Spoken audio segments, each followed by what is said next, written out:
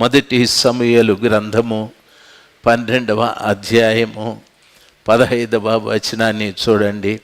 ఆయన ఆజ్ఞల్ని భంగము చేసిన ఎడల, ఆ మాట చూడండి, భంగము చేసిన ఎడల, యెహోవా మాట వినక ఆయన ఆజ్ఞను భంగము చేసిన ఎడల, యెహోవా హస్తము మీ పితరులకు విరోధముగా నుండినట్లు మీకును విరోధముగా ఉండును.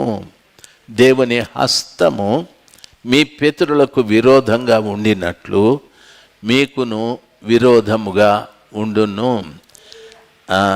ఏమి మనకు విరోధంగా ఉంటుంది?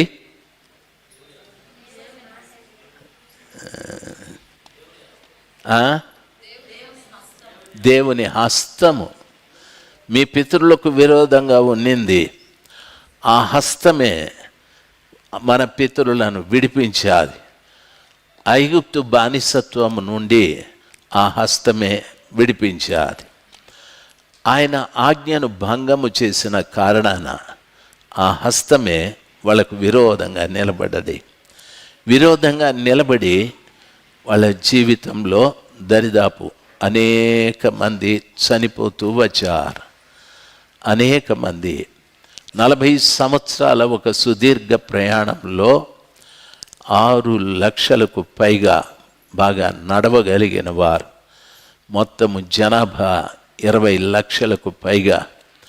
అయితే ఆ కనానులో అడుగుపెట్టిన వారు ఇద్దరు, అందరూ చనిపోయారు. యెహోవా హస్తము విడిపించాది, యెహోవా హస్తము వ్యతిరేకంగా నిలబడ్డది. విడిపించిన హస్తము ఎందుకు వ్యతిరేకంగా నిలబడ్డది? ఆ వాక్యము చూడండి, బైబిల్ చెప్తుంది.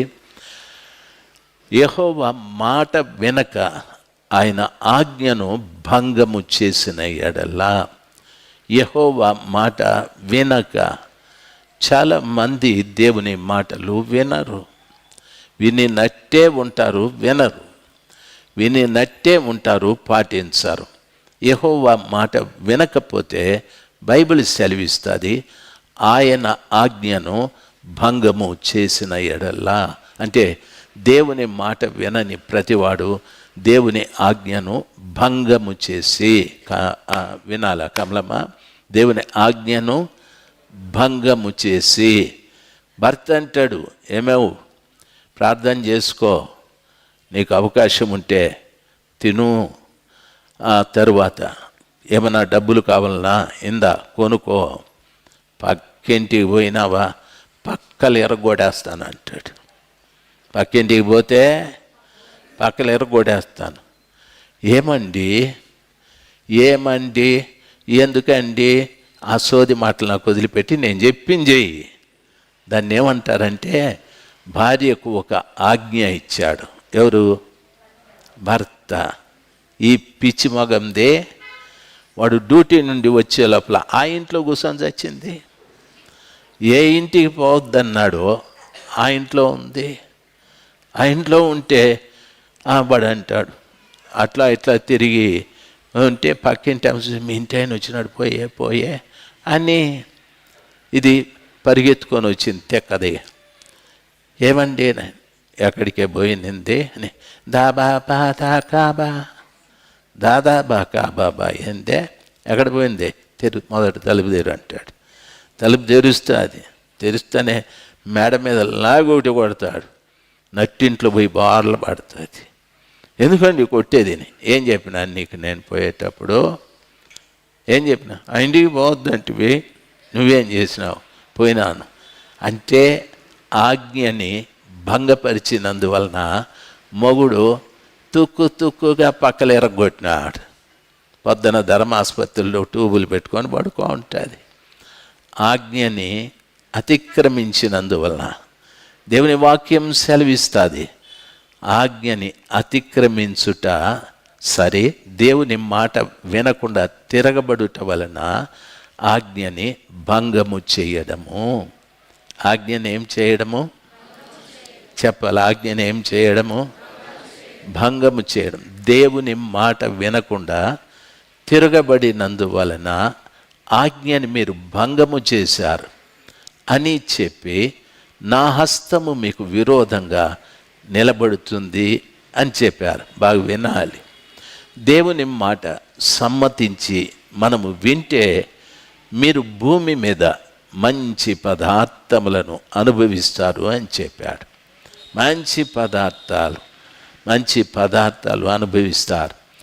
ఆయన మాట వినకుండా తిరగబడితే ఆజ్ఞను భంగము చేశాం. ఆజ్ఞను భంగము చేస్తే మీకు అర్థం అవటానికి ఒక భార్య భర్త గురించి చెప్పాను. బైబిల్లో ఆజ్ఞను భంగము చేసిన వారు ఒకరున్నారు. ఎవరైనా అంటే మొట్టమొదటి మనుషులు ఆదాము హవ్వమ్మ. ఏమని? ఈ తోటలో ఉన్న పండ్లన్నీ తినండి, అయితే ఈ చెట్ల మధ్యలో ఒకటి ఉంది చూడు, ఆ చెట్టు ఫలము తినకూడదు అని వాళ్ళు అడగకముందే చెప్పారు. అది తిను దినమున నిశ్చయముగా మీరు చనిపోతారు అని చెప్పాడు. అయితే ప్రభువు చెప్పినటువంటి మాట ప్రభుల వారు కొద్ది కాలానికే ఆ హవ్వమ్మతో సాతానుడు మాట్లాడి ఆ ఆజ్ఞని భంగము చేసేటట్టు చేయించాడు. మాట మీరుట వలన, మాట తిరగబడినందువలన, ప్రభు చెప్పిన మాట తిరగబడినందువలన బైబిల్ సెలవిస్తుంది. హవ్వమ్మ ఏదో సోదె చెప్పుకుంటూ ఉంది. సాతానుడు ఆమెని దేవుని మాట కాదనేటట్టు చేశాడు. దేవుని మాట వినక తిరగబడినందువలన మనము ఆజ్ఞను భంగము చేసిన వారమైతాం. దేవుని ఆజ్ఞను భంగము చేసిన కారణాన ప్రభు వచ్చి అంటున్నాడు, భంగం చేసిన కారణాన మొదటిది దిగంబరులైపోయారు, రెండవది భయపడ్డారు, మూడవది సిగ్గుపడ్డారు, నాలుగవది దేవుణ్ణి చూడటానికి ఇష్టము లేకుండా పోయాది.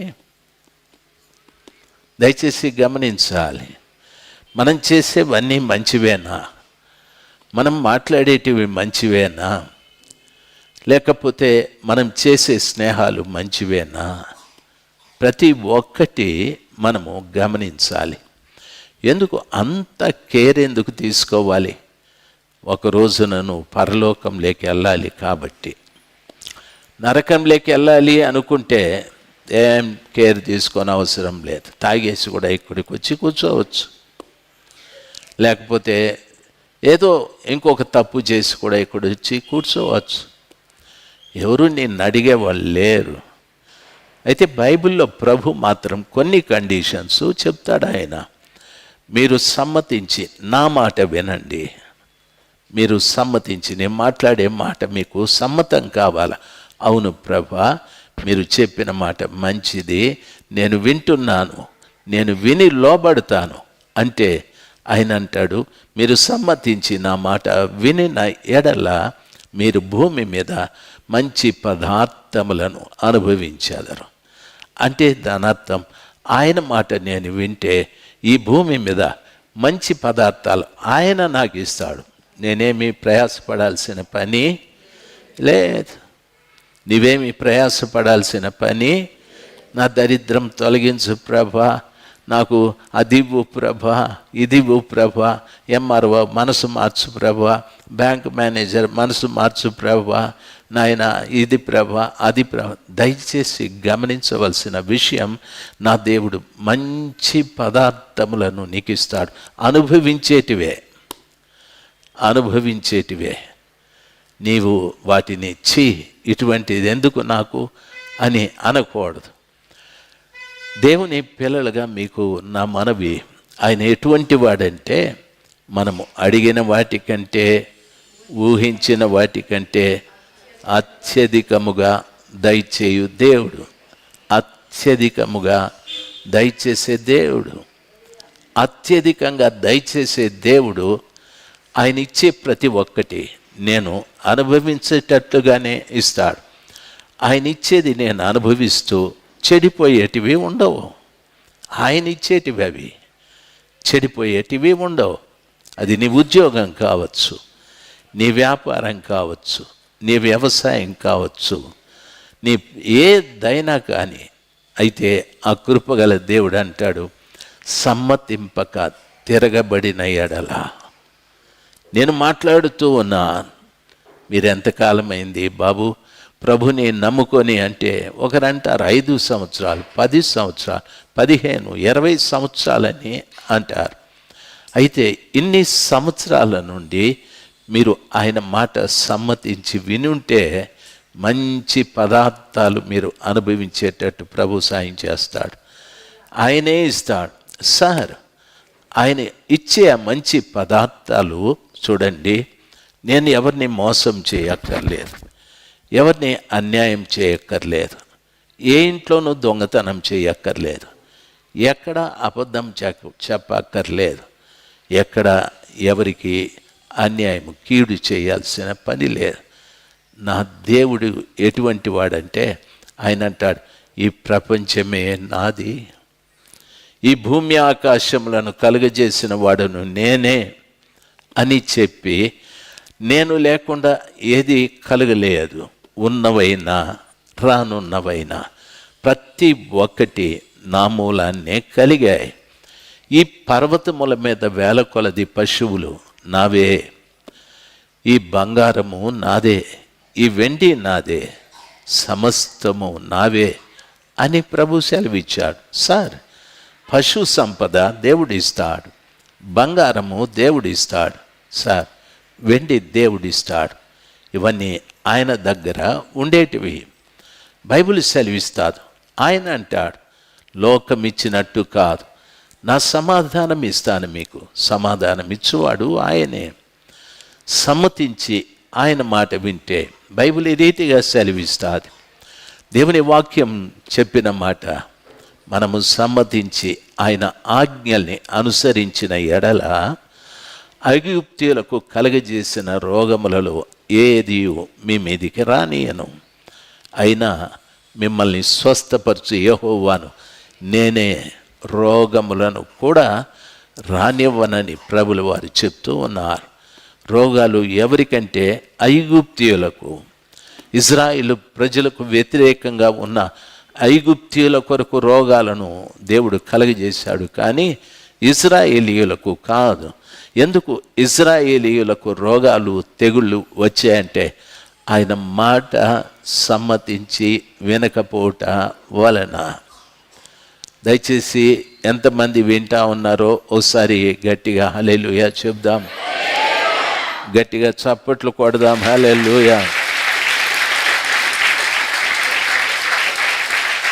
Praise the lord, praise the lord, praise the lord. Bible సెలవిస్తుంది, ఆజ్ఞను భంగము చేసిన ఆదాము కుటుంబం ఏమయ్యాదంటే దిగంబరులైపోయారు, మహిమ పోయాది, సిగ్గుపడ్డారు, భయపడ్డారు. ప్రతిరోజు దేవునితో కలిసి తిరుగుతూ మాట్లాడే వాళ్ళు దేవుణ్ణి చూసి చెట్ల చాటుకు వెళ్ళిపోయారు. వారు సిగ్గుపడుతున్నారు కాబట్టి వారి దిశమలు కనిపిస్తున్నాయి గనుక అంజురపు ఆకులతో కచ్చడాల్ని కుట్టుకున్నారు. ప్రభుల వారు పిలిచాడు, ఆదామా అంటే ఆయన అంటాడు, ఏమిది అంటే, సార్ నన్ను ఏం చేయమంటావు, మీరు నాకు ఇచ్చిన ఈమె చేసిన పని అని.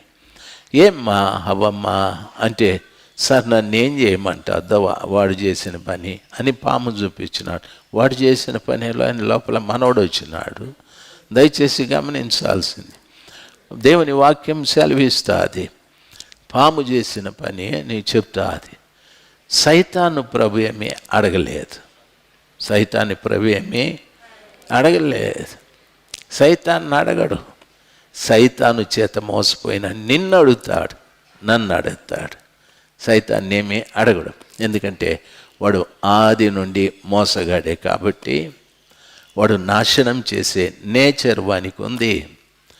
దయచేసి గమనించాల్సింది, ప్రభు అన్నారు, నా ఆజ్ఞను మీరు భంగము చేశారు, నా మాట వినకపోతిరి, నా ఆజ్ఞను భంగపరిచారు. ఆజ్ఞను భంగపరిచిన వ్యక్తుల జీవితాలలో ఎన్ని వచ్చాయో చూడండి. దేవుని మాట విని భయపడ్డారు, సిగ్గుపడ్డారు, దిగంబరులైపోయారు. తర్వాత దేవుడు వచ్చి అంటాడు, నేను మిమ్మల్ని శపిస్తాను, ఇక మీదట మీరు ఏదేనులో ఉండటానికి అవకాశం లేదు, వెళ్ళిపోండి అన్నారు. ఏదేను అనేది ఒక ప్రాంతం, అయితే ఏదేను అంటే సౌఖ్యము అని అర్థం. సౌఖ్యము. ప్రభు మాట వినకుండా తిరుగుబడి ఆయన ఆజ్ఞను భంగము చేసిన కారణాన సౌఖ్యము నుండి దేవుడు బయటికి తరిమేశాడు. ఈరోజు చాలామంది సుఖంగా లేరు, నెమ్మదిగా లేరు, ప్రశాంతంగా లేరు. ఒక వ్యాధితోనో, ఆర్థిక ఇబ్బందులతోనో, పిల్లలతోనో, భర్తతోనో, భార్యతోనో, పనిచేసే స్థలంలోనో, సమాజంలోనో ఏదో నెమ్మది లేనితనం. ఈ రీతిగా నీకుంది అంటే దేవుడు నన్ను ఏదేను నుండి తరిమేశాడని తెలుసుకోవాలి. ఈ స్థితి నీకుంది అని తెలిస్తే ఏదేను నుండి తరిమేయడం కాదు, నేను సాతాను మాట విని దేవుని మాటకు తిరగబడి ఆయన ఆజ్ఞను భంగపరిచాను కాబట్టి ఈ స్థితి నాకు కలిగిందని తెలుసుకోవాలి. ఓకే, అంతటితో ఆగిపోయేదా? దేవుని ఆజ్ఞను భంగపరిచిన కారణాన ఆదాము హవ్వలతో ఆగిపోయేదా? వారి పిల్లల్ని చూడండి, దేవుని మాట వినకుండా తిరగబడితే ఆయన ఆజ్ఞను భంగము చేసినట్టే దేవుడు చాలా దుఃఖపడి వారిని శపించి బయటికి పంపేశాడు.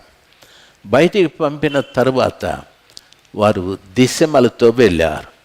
ప్రతిరోజు వారి భోజనం కష్టపడి వ్యవసాయం చేసి తినాల్సిందే. అంటే ఏనాటి భోజనం ఆనాడు సంపాదించుకోవాలి. వారికి సంతానం కలిగాది. మొదటి సంతానం కయ్యను, అంటే సంపాదకుడు అని అర్థం. కొంతకాలమైన తరువాత మరో కుమారుడు పుట్టాడు. ఆయన పేరు హేబేలు, అంటే ఆత్మానుసారి. వాళ్లకు కొంచెం కల్చర్ నేర్పించారు, భక్తి, కల్చర్, నాగరికత. మనకేదైనా దేవుడు ఇస్తే మనము దేవునికి కూడా ఇవ్వాలి అనేది అక్కడ ప్రారంభమయ్యాది. శాపముతో, నాశనముతో బయటకు వచ్చినటువంటి ఆదాము హవ్వలు తమ పిల్లలకి కాస్తో కోస్తో భక్తి నేర్పించారు. బైబిల్ అంటది, దేవునికి అర్పణలు అర్పించేటప్పుడు కయ్యను తన పంటలో కొంత తీసుకువెళ్ళాను అని అంటాడు. కొంత. హేబేలు క్రొవ్విన వాటిని దేవుని కొరకు తీసుకెళ్ళి దేవునికి అర్పించాడు. వారు అర్పించిన అర్పణలు చూశాడు. ఎవరు అర్పించిన అర్పణలు అంటే తన మాట వినకుండా తిరగబడిన వారు, తన మాట వినకుండా ఆయన ఆజ్ఞని భంగపరిచిన ఆ కుటుంబంలో నుండి వచ్చిన వారు అర్పించిన కానుకలు చూశాడు. దయచేసి గమనించాలి, ఇక్కడ వాడు కొంత ఇచ్చాడు, ఇక్కడ వాడు క్రొవ్విన పొట్టేళ్లను దేవునికి అర్పించాడు. క్రొవ్విన వాటిని అర్పించిన వాని అర్పణ దేవునికి అంగీకారమయ్యాది. ఆ కొద్దిగా ఇచ్చిన వాని అర్పణ దేవునికి అంగీకారం కాలేదు. దేవుని పిల్లలు మనము దేవునికి అర్పించేటప్పుడు మనము కొద్దిగా ఇస్తున్నామా, దేవునికి నచ్చినట్టు మనం ఇస్తున్నామా అనేది గమనించాలి. కొద్దిగా ఇచ్చిన కయ్యను అర్పణ అంగీకరించకపోయేసరికి అక్కడ జరిగిన సమాచారం, ఆ శాపగ్రస్తమైనటువంటి కుటుంబంలో నుండి వచ్చిన కయ్యనికి తమ్ముడి మీద ద్వేషం పుట్టాది. దయచేసి వినాలి, ద్వేషం పుట్టాది, ఈర్ష్య పుట్టాది. అనగా దేవుని మాట వినకుండా తిరగబడినటువంటి, దేవుని ఆజ్ఞను భంగపరిచినటువంటి వారు శాపముతో బయటికి వచ్చారు. వారి సంతాన మధ్యన ఈర్ష్య, ద్వేషాలు ప్రారంభమయ్యాయి. ఒక్కటే దేవుడు ఖడ్గముతో నరుకుతూ వస్తున్నాడు. ఒక్కటే అన్న తమ్ముళ్ళ మధ్యన ప్రేమ నరికివేయబడ్డది. ఈర్ష్య, ద్వేషం వచ్చారు. వారిద్దరూ ఒక్కరోజు పొలంలోకి వెళ్ళారు. ఆ పొలంలో ఇద్దరు మాట్లాడుకుంటూ ఉన్నారు. బైబిల్ సెలవిస్తుంది, వారు పొలంలో మాట్లాడుకుంటూ ఒకరి మీద ఒకడు పడి చంపుకొన్నారని వాక్యం సెలవిస్తుంది. ప్రియులారా, దేవుడు అంటాడు, మీరు సమ్మతించి నా మాట వినిన ఎడల భూమి మీద శ్రేష్టమైన ఫలములను అనుభవిస్తారు.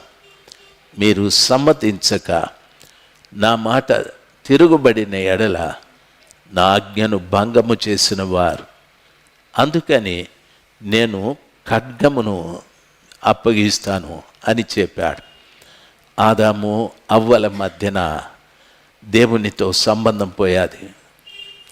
ఖడ్గము వారి మధ్యన పడ్డది. వారి పిల్లల దగ్గరికి వచ్చేటప్పటికి ఈర్ష్య, ద్వేషాలు, పగ ఆ పొలంలో మాట్లాడుకుంటూ ఒకరి మీద ఒకరు పడి చంపేసుకున్నారు. హేబెల్ని చంపేశాడు. ఈర్ష్య, ద్వేషము, పగ, హత్య ఎన్ని చేరిపోయాయో చూడండి. దేవుని బిడ్డలు మీరు, నా 2 చేతులెత్తి మీకు నమస్కరిస్తాను. దయచేసి కాలము చాలా సమీపంగా ఉంది. ఎందుకు అందరినీ కోపంగా మాట్లాడతాను, ఎందుకు గట్టిగా అరుస్తాను అంటే దేవుని పిల్లలు గమనించాలి. యేసు ప్రభు రాకడ దినాలు దగ్గర పడ్డాయి. చాలామంది ప్రవక్తలు చెప్తా ఉన్నారు, ఆయన రాకడలో నీవు ఎలాగుండాలి, నేను ఎలాగుండాలంటే బైబిల్ సెలవిస్తుంది, నిర్దోషులుగా, నిష్కళంకులుగా, మహిమ కలిగిన వారుగా మీరుండాలి. అప్పుడు ప్రభు రాకడ వస్తే యేసయ్య ఏ బిడ్డ నిర్దోషిగా, నిష్కళంకంగా, మహిమ కలిగిన బిడ్డగా ఉంటాడో ఆ బిడ్డను తీసుకెళ్తాడు. ఆయన అందరినీ తీసుకెళ్ళడు.